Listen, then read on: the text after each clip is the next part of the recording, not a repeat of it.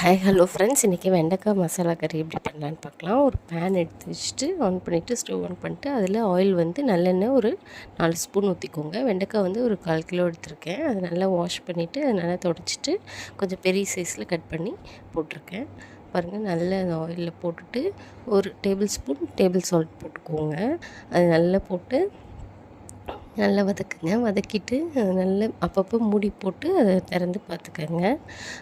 அது நல்லா வதங்கினதுக்கப்புறம் அது ஒரு தனியாக ஒரு பிளேட்டில் அந்த வெண்டைக்காயெல்லாம் எடுத்து வச்சுக்கலாம். பாருங்கள், இது நல்லா கொஞ்சம் இதாகிடுச்சு.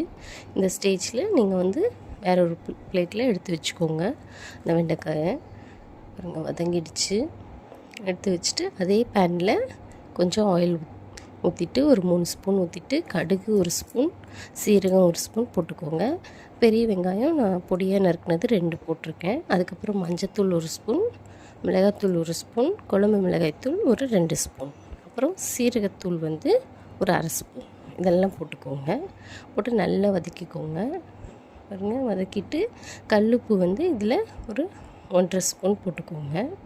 போட்டுட்டு இஞ்சி பூண்டு பேஸ்ட் வந்து நான் போட்டிருக்கேன், ஒரு ஸ்பூன் போட்டுக்கோங்க. அதுக்கப்புறமா தக்காளி வந்து ஒரு 4 தக்காளி வந்து நல்லா மிக்சியில் நல்லா போட்டு அடித்து எடுத்துகிட்டு அதை போட்டுக்கோங்க. போட்டு நல்லா மிக்ஸ் பண்ணுங்கள். இது வந்து நல்லா ஆயில் செப்பரேட் ஆகி இது மசாலா வந்து நல்ல இதாகணும், வதங்கினா தான் அதுக்கப்புறமா நம்ம இதை ஆட் பண்ண போகிறோம். கொஞ்ச நேரம் மூடி போட்டு அப்பப்போ திறந்துக்கங்க. இப்போ வந்து கொத்தமல்லி தூள் வந்து ஒரு 2 ஸ்பூன் போட்டிருக்கேன். இதெல்லாம் போட்டு நல்லா வதக்கிட்டு இதுக்கப்புறம் 1 கப் தயிர் வந்து நீங்கள் மிக்சியில் போட்டு நல்லா ரெடி பண்ணி வச்சுக்கோங்க. அதை வந்து இப்போ சிம் பண்ணிவிட்டு ஊற்றிக்கோங்க அந்த கிரேவியில்.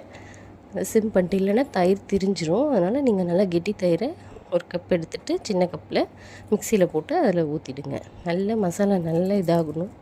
ஆயிலும் அந்த மசாலா தயிர் எல்லாம் நல்லா மிக்ஸ் ஆகி நமக்கு நல்லா கொதித்து வரும்போது நீங்கள் வெண்டைக்காவை ஆட் பண்ணிக்க வேண்டியது தான். ஒரு அரை டம்ளர் தண்ணி கொஞ்சம் ஊற்றிருக்கேன். நல்லா மூடி போட்டு நீங்கள் நல்லா அதை வதக்குங்க. வதக்கிட்டு அது நல்லா ஆயில் செப்பரேட் ஆகி வரணும். அதுக்கப்புறமா தான் நீங்கள் வெண்டைக்காய் ஆட் பண்ணணும். பாருங்கள், இந்த ஸ்டேஜில் நீங்கள் நல்லா மூடி போட்டு கொஞ்சம் நேரம் விட்டுட்டு அதுக்கப்புறமா நீங்கள் வெண்டைக்காய் ஆட் பண்ணிக்கோங்க. பாருங்கள், நான் இது பண்ணிவிட்டேன். அதுக்கப்புறமா வெண்டைக்காய் ஆட் பண்ணிட்டேன். ஆட் பண்ணி ஒரு 5 மினிட்ஸ் 10 மினிட்ஸில் இது 5 மினிட்ஸ்க்கு போதும்.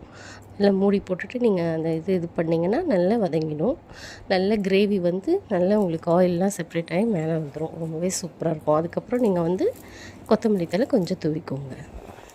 இது ரொம்பவே சூப்பராக இருக்கும். ரொட்டி, சப்பாத்தி, நான், ஃபுல்கா எல்லாத்துக்குமே ரொம்ப நல்லாயிருக்கும். இது கிட்ஸ் வெண்டைக்காய் சாப்பிடாதவங்க இது மாதிரி செஞ்சு கொடுத்தீங்கன்னா அடிக்கடி கேட்பாங்க. ரொம்ப டேஸ்ட்டாக இருக்கும். செஞ்சு பாருங்கள். தேங்க்ஸ் ஃபார் வாட்சிங் மை வீடியோ.